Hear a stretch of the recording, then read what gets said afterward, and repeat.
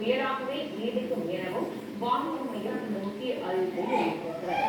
தென்மேற்கு வங்கக்கடலில் ஆழ்ந்த காற்றழுத்த தாழ்வுமண்டலம் நிலைகொண்டிருக்கிற நிலையில் அது நகர்ந்து வருகிறது. இந்த நிலையில் அடுத்தகட்டமாக இது புயலாக உருவெடுக்கும் நிலையில் இந்த செங்கல் புயல் கரையை நெருங்கும் போது வலுவிழக்கும் என தெரிவிக்கப்படுகிறது.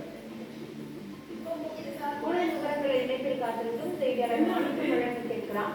மாணிக்கம், இந்த செங்கல் புயல் வலுவிழக்கும் என தெரிவிக்கப்பட்ட நிலையில் கரையை நெருங்குவதாக வானிலை மையம் தரப்பில் தெரிவிக்கப்படுகிறது.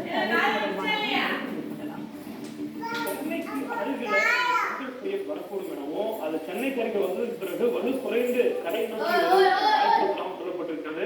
மேலும் ஒரு பொது தகவலாக இந்த புயல் என்பது புதுச்சேரிக்கும் சென்னைக்கும் இடையே கரை நெருக்கக்கூடிய நேரத்தில் இந்த கரை கடக்கும் நிகழ்வும் புதுச்சேரிக்கும் சென்னைக்கு இடையே இருக்கும் என்ற தகவலை வானிலை ஆய்வு தெரிவித்திருக்கிறாங்க. செங்கல் புயல் இன்றைய தினம் உருவாகிறது. இது உருவாகி வடக்கு வடமேற்கு திசையில் நகர்ந்து தமிழ்நாட்டின் வட கடலோர மாவட்டங்களில் நெருங்கும் என சொல்லப்பட்டிருக்கும் நிலையில இது சென்னைக்கு அருகே கரையை கடக்கும் எனவும் சொல்லப்பட்டிருக்கிறது.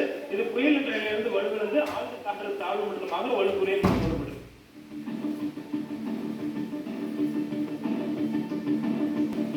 ஆழ்ந்த காற்றழுத்த தாழ்வு மண்டலம் இன்று மாலை புயலாக